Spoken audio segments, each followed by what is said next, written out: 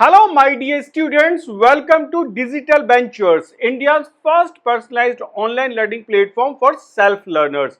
तो आज की इस बेहतरीन सी क्लास में हम बात करेंगे बड़े सेलेक्टेड प्रीवियस ईयर क्वेश्चंस की, जो क्वेश्चन एग्जाम में बच्चों का दिमाग हिला देते हैं और जो क्वेश्चन बेटा कहीं ना कहीं बच्चों को लगता है बहुत कंफ्यूजिंग है, उनको बड़ी आसानी से ट्रिक्स के साथ में सॉल्व करने वाले हैं। तो जल्दी से आइए शुरुआत करते हैं सेलेक्टेड प्रीवियस ईयर क्वेश्चंस की।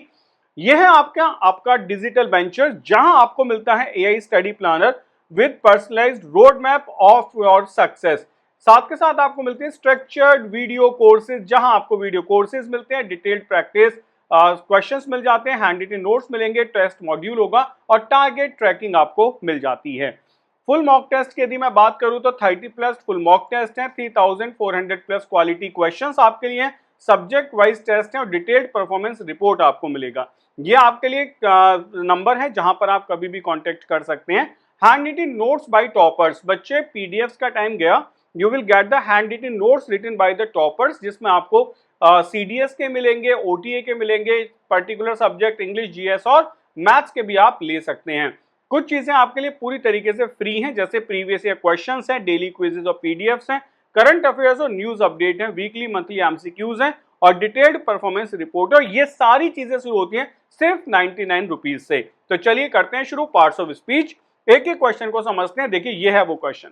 पहले क्या हुआ करता था, मान लेते हैं हमसे कहा गया कि लिस्ट का पार्ट ऑफ स्पीच क्या होगा, तो हमने देखा आर्टिकल दा के बाद आया तो हमने सीधे सीधे बता दिया कि ये नाउन होगा।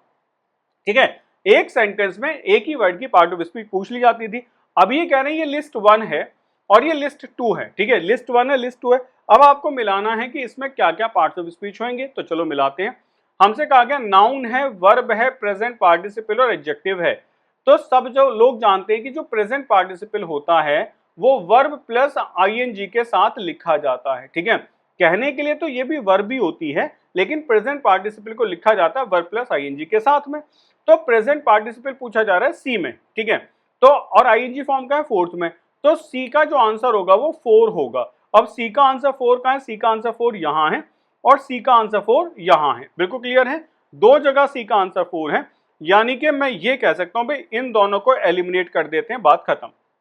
अब मुझे बताना है कि ए जो होगा वो फर्स्ट होगा या ए सेकंड होगा। अब यहां वर्ड आता है नाउन, पूछा गया इन चारों में से नाउन कौन सा है।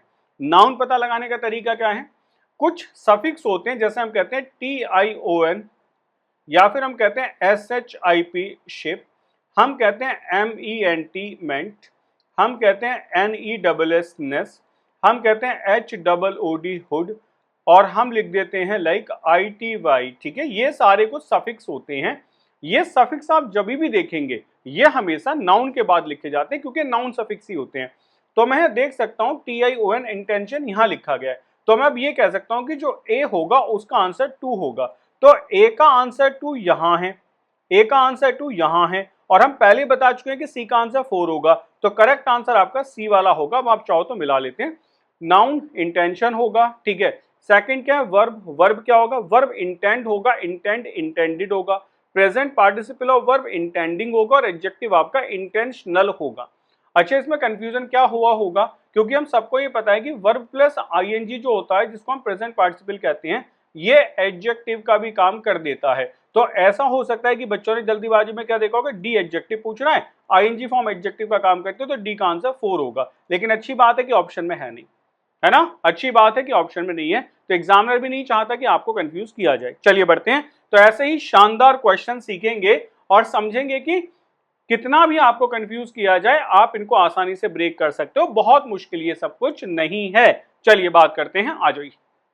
अब हमसे पूछा जा रहा है कि noun, verb, infinitive form and adjective, वहां से शुरू करो जो आपको 100% आता है। आप सबको पता है कि जो इंफिनिटिव होता है वो 2 प्लस वर्ब की फर्स्ट फॉर्म होती है। ठीक है, सी पूछा जा रहा है तो सी के सामने क्या आ जाएगा, 4 आ जाएगा, यानी कि C4 होगा। अब C4 कहाँ है, C4 यहाँ है, C4 यहाँ है, ये और ये हटा देते हैं, ऐसे होगा ना भाई। एग्जाम में टाइम भी तो सेव करना होता है आपको, ऐसे थोड़ी है कि लगे पड़े हैं सब कुछ सॉल्व करके देख रहे हैं, ऐसा नहीं होता। ठीक है, चलिए अब डिसाइड कहां से हो जाएगा, अगर मैं फर्स्ट और थर्ड ए वाला निकाल लूं। ए में लिखा गया है नाउन। अब बताओ नाउन क्या होता है। नाउन आपका क्या होगा, एक्सपेरिमेंटल होगा, एक्सपेरिमेंट होगा, एक्सपेरिमेंटेशन होगा या फिर टू एक्सपेरिमेंट होगा। तो अब ये देखो भाई कि जिन वर्ड के बाद में TION आता है वो नाउन होते हैं ना, ठीक है, तो इसका मतलब एक्सपेरिमेंटेशन एक नाउन होगा, यानी कि आंसर हो जाएगा आपका डी वाला, ठीक है। 3 2 4 1 आपका आंसर होगा। अब इसमें एक चीज कंफ्यूज करती है, आपने कहा इट्स माय एक्सपेरिमेंट, ये मेरा एक्सपेरिमेंट है। ये जो एक्सपेरिमेंट है नाउन भी तो होता है, यानी कि नाउन टू भी हो सकता है, तो इन्होंने टू ऑप्शन में दिया नहीं है, वरना हो सकता है एक्सपेरिमेंट नाउन भी है, ठीक है ना, एक्सपेरिमेंटेड वर्ब भी है, तो आप दोनों तरीके से इसको यूज कर सकते हैं। तो कभी कभी कंफ्यूजन हो जाता है, लेकिन इन क्वेश्चंस में एक चीज का ध्यान रखो, जो किसी का प्राइमरी आइडेंटिफिकेशन है आप उसको मार्क कर लो, तो आपके आंसर्स निकल जाएंगे। जैसे आप कंफ्यूज हो रहे हो तो TION जो है वो नाउन है, कंफर्म्ड है, तो आप उसके ऊपर फोकस करो, क्वेश्चन में दिक्कत नहीं आएगी। तो एग्जाम में कंफ्यूज आपको हमेशा करेगा, वो कोई बड़ी बात नहीं है। चलिए अब भाई देखो इस क्वेश्चन को, देखो बड़ा बढ़िया क्वेश्चन पूछा गया, हमसे पूछा जा रहा है नाउन है, वर्ब है, जेरेंड है और एडजेक्टिव है। तो आप सबको पता है कि जो जेरेंड फॉर्म होती है ये वर्ब प्लस ING के साथ लिखी जाती है। क्या होता है भाई, ये जेरेंड होता है। देखो मैं जो समझाना चाह रहा हूं वो ये है, आप सब अच्छे खासे पढ़े लिखे हो, कि अगर मैं कहता हूं प्ले तो ये वर्ब होगा, ठीक है। फिर मैंने कह दिया PLAYED प्लेड, ये भी वर्ब होगा। फिर मैंने कहा PLAYED प्लेड, ये भी वर्ब होगा। फिर मैंने कहा PLAYING प्लेइंग भी तो वर्ब ही होगा।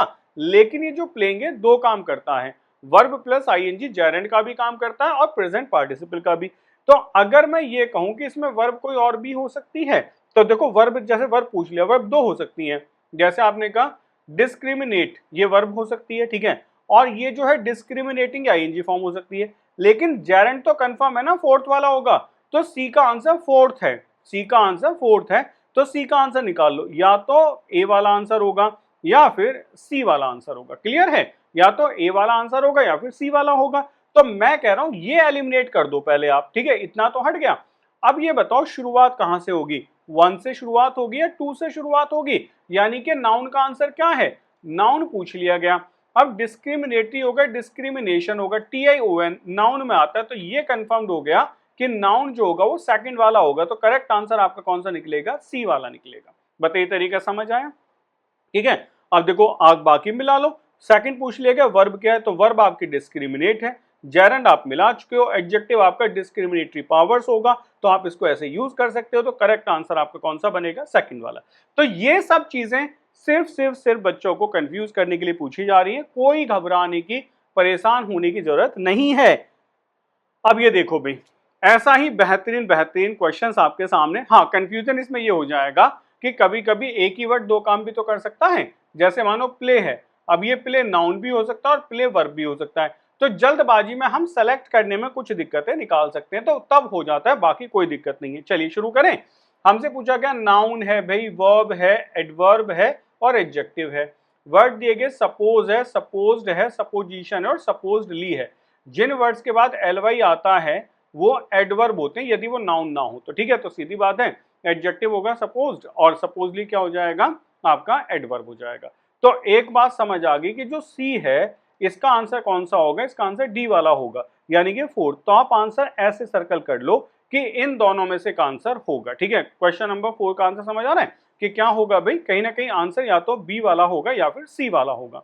एक क्लियर। अब बात करते हैं शुरुआत किससे हो रही है, थर्ड से और सेकंड से। अब बताओ यहां लिखा गया बेटा नाउन, नाउन क्या होगा इनमें से, अगर मैं देखो सपोजिशन TION आ गया तो फिक्स पूछ रहे हैं ना, ये आपका नाउन हो गया, तो करेक्ट आंसर आपका बी वाला बन गया। देखो हो गया क्लियर, ठीक। अब बाकी मिला के देख लो भाई, नाउन क्या है, सपोजिशन है, वर्ब क्या है, सपोज है, सपोज्ड हो सकता है, ठीक है। उससे अलग आपने कहा एडजेक्टिव क्या है, सपोज्ड है। अब आप कहेंगे ये कैसे एडजेक्टिव बन गया, याद करो जो वर्ब की थर्ड फॉर्म होती है, जैसे हम क्या कहते हैं, पास्ट पार्टिसिपल कहते हैं। क्या कहते हैं, पास्ट पार्टिसिपल।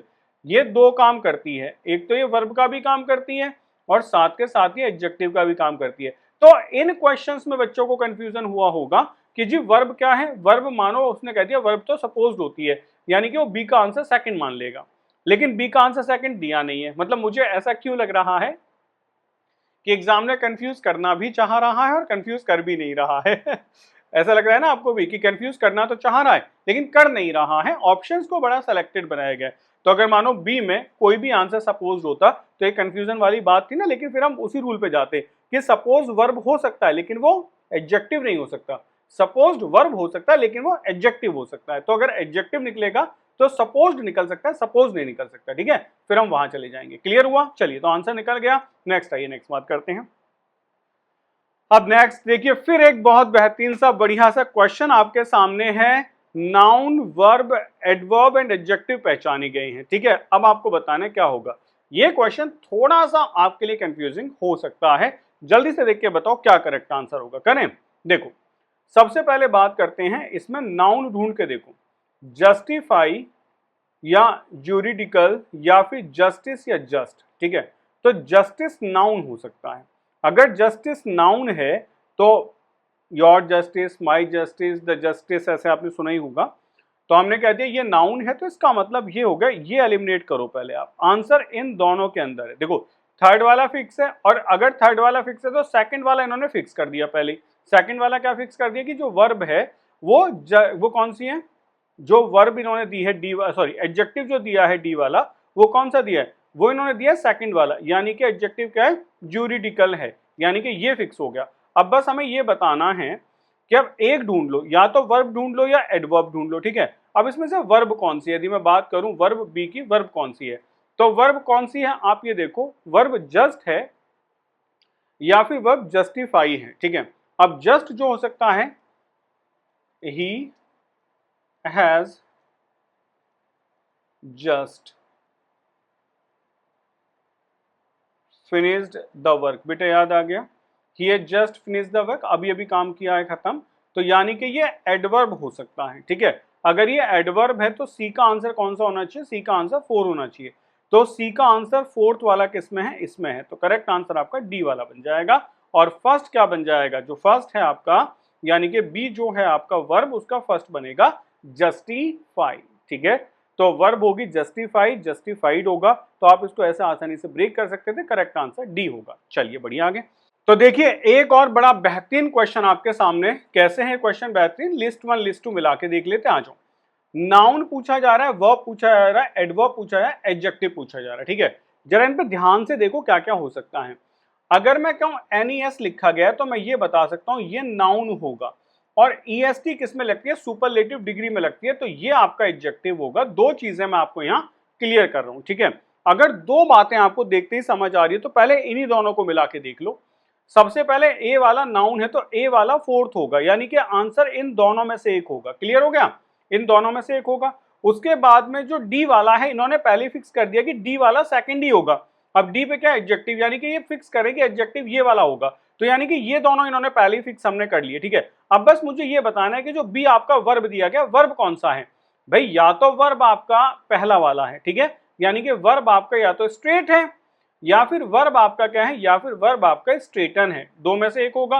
तो अगर आपको वर्ब पता चल जाए तो फिर क्वेश्चन में कोई दिक्कत बिल्कुल भी होगी नहीं। ठीक है, और बाकी अगर चाहो तो ये वाला भी देख लो कि एडवर्ब, यदि आपको एडवर्ब पता चल जाए तो कि कौन सी है, तो एडवर्ब आपकी या तो क्या होगी, या तो स्ट्रेट होगी, या फिर एडवर्ब कौन सी होगी आपकी, या फिर एडवर्ब होगी स्ट्रेटन। ठीक है, इनमें से एक होगा। तो मैं वर्ब बता सकता हूं कि आप कह सकते हो ही गोज स्ट्रेट, वो सीधा जाता है। ठीक है, तो या ही हिट्स स्ट्रेट, वो सीधा मारता है। तो स्ट्रेट को मैं एडवर्ब कह सकता हूं। यदि मैं स्ट्रेट को एडवर्ब कह सकता हूं तो करेक्ट आंसर कौन सा होगा, 6 का।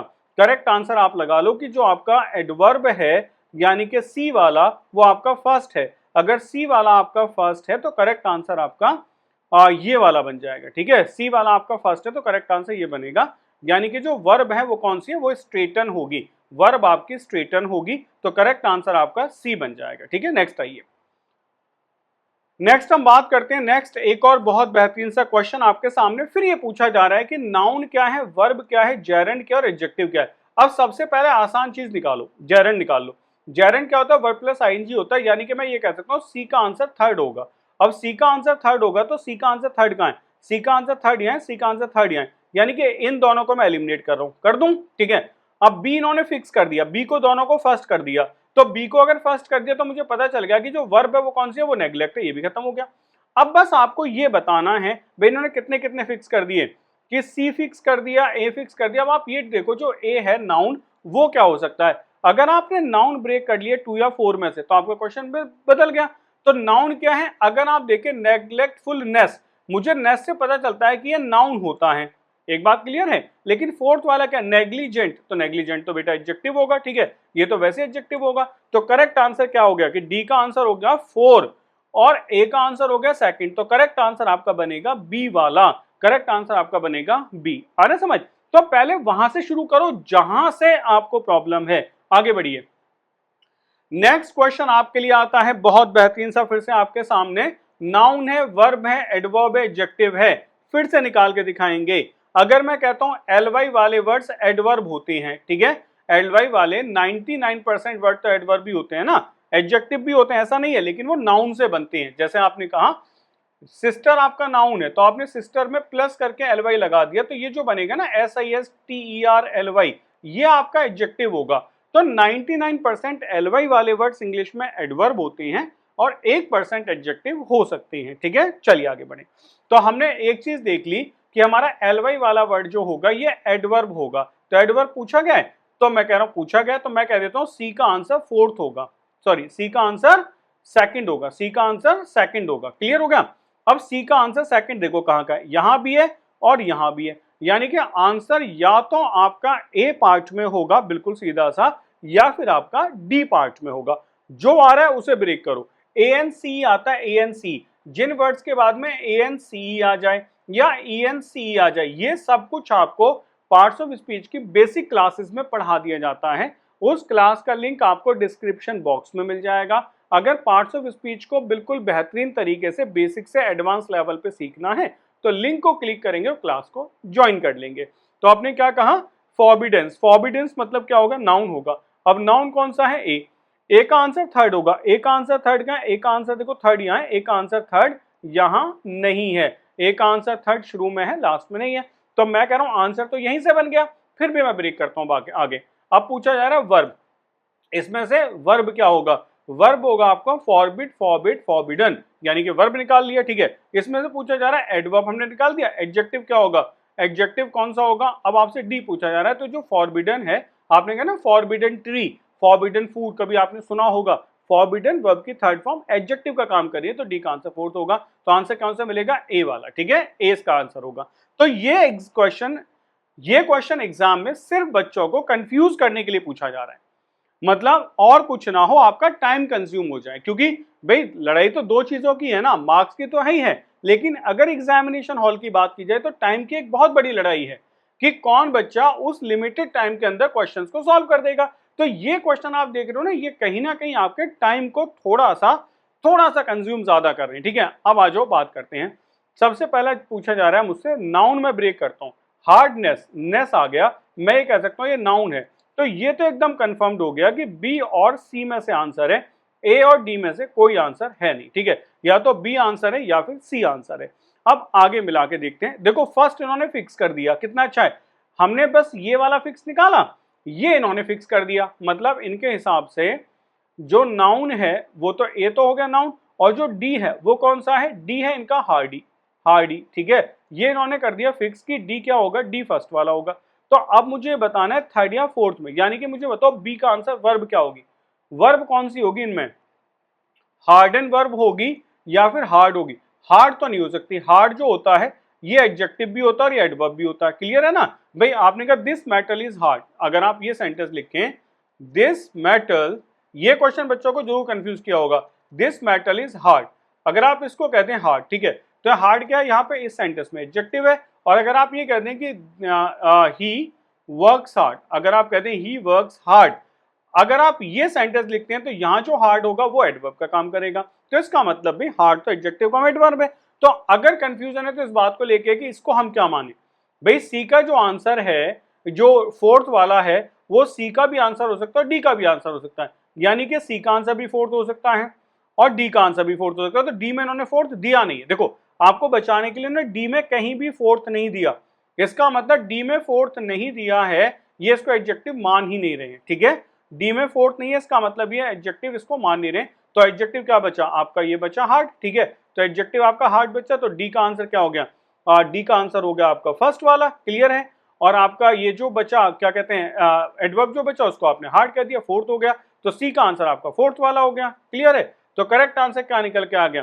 करेक्ट आंसर निकल के आ गया आपका बी वाला, करेक्ट आंसर निकल के आ गया आपका बी वाला, ठीक है भाई। 2 हमने निकाल लिया, 1 इन्होंने दे दिया था, मुझे तो बस एक ही पता लगाना था। वैसे अगर पूछा जाए तो मैंने वर्ब निकाल ही ली थी, हार्डन, ठीक है, हार्डन से हार्डन बनता है, तो मैंने वैसे भी प्रूव कर दिया, ऐसे भी आप निकाल सकते हो। तो ये क्वेश्चन सिर्फ टाइम कंज्यूमिंग हो सकते हैं, ये क्वेश्चन कंफ्यूजिंग जरूर था। इसमें मैं बता रहा हूं आपको एक बात समझनी है ऐसे क्वेश्चंस में कि जो प्रियोरिटी पे है ना, जो फर्स्ट है उसको देख लो, या फिर ऑप्शंस में। अब मानो अगर किसी ने इसको एडवर्ब मान भी लिया होता कि सी का जो आंसर है वो फोर्थ है, तो सी का आंसर फोर्थ मान लेते, लेकिन डी का आंसर यदि फोर्थ मानते तो डी के आंसर में फोर्थ था नहीं, तो कंफ्यूजन से बचाया भी गया है। चलिए आगे बात करते हैं, नेक्स्ट देखिए।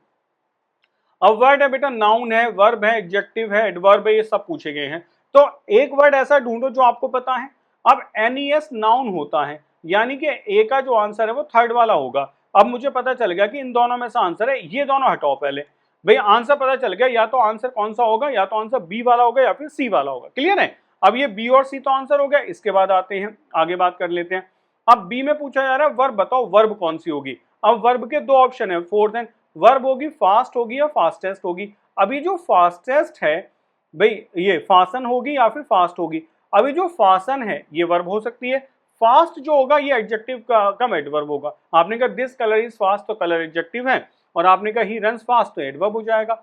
अगर मैं फास्टेस्ट देखूं तो मैं कह सकता हूं ये पहले से एडजेक्टिव है, तो मुझे एडजेक्टिव समझ आ गया सुपरलेटिव डिग्री, यानी कि डी का फर्स्ट होगा, तो डी का फर्स्ट होगा। देखो इन्होंने ये भी फिक्स कर रखा है कि डी का फर्स्ट होगा, तो मुझे एक ही तो बताना है भाई। ये वाला हमने आसानी से निकाल लिया, ये हमने फिक्स कर लिया, इन दोनों में से एक बता दो, बस कोई सा भी समझ आ रहा हो वो बता दो। तो बी का आंसर क्या होगा? बी का आंसर 4 होगा, बी का आंसर 2 होगा। तो बी कहता है वर्ब। अब वर्ब का आंसर 4 तो हो नहीं सकता, तो 2 होगा, फासन होगा। तो अगर 2 होगा तो करेक्ट आंसर कौन सा बनेगा? करेक्ट आंसर आपका सी वाला बन जाएगा, करेक्ट आंसर आपका सी वाला बन जाएगा। बस बात खत्म हो गई। तो कहां दिक्कत है? दिक्कत ये थी कि अगर मैंने पहले से पता लगा लिया कि फास्ट तो एडजेक्टिव भी होता है, फास्ट एडवर्ब भी होता है, तो मैं यहां फंस जाऊंगा। अगर ये एडजेक्टिव है तो डी का आंसर भी फोर्थ है, अगर ये एडवर्ब है तो सी का आंसर भी फोर्थ है। लेकिन फिर वही बात है कि डी के आंसर में फोर्थ दिया ही नहीं गया है, यानी कि मैं इसको एडजेक्टिव मान ही नहीं सकता।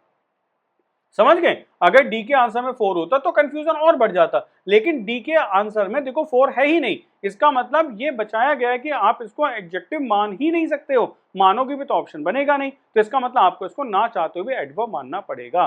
तो क्वेश्चन सच में बहुत अच्छे हैं, लेकिन बस मैं कहूंगा कि टाइम को लेकर जरूर प्रॉब्लम हुई होगी, सॉल्व करने में टाइम लगा होगा, बाकी कोई दिक्कत नहीं हुई होगी, ठीक। तो अगर आपको पार्ट्स ऑफ स्पीच को बेसिक से लेकर एडवांस लेवल तक सीखना है तो इस क्लास के डिस्क्रिप्शन बॉक्स में क्लास का लिंक मिल जाएगा। मास्टर क्लास होगी पार्ट्स ऑफ स्पीच की बेसिक से लेकर एडवांस लेवल तक। आप एक बार उस क्लास को देख लेंगे, आपको identification of parts of speech बहुत अच्छे से समझ आ जाएगा। तो चलिए मिलते हैं आपसे नेक्स्ट क्लास में। Stay connected with us. भाई आज ही अगर आप चैनल पर नए हैं तो चैनल को सब्सक्राइब करना बिल्कुल ना भूलें। Hit the bell icon so you will get the notification on time. और इसको अपने फ्रेंड्स के साथ, सबके जितने भी हैं जो भी तैयारी कर रहे हैं बच्चे, उन सबके साथ शेयर कर दें, जिससे उनके पास भी ये जेन्युइन कंटेंट पहुंचता रहे। ओके, तो मिलते हैं आपसे नेक्स्ट क्लास में। Till then take care, bye bye, जय हिंद।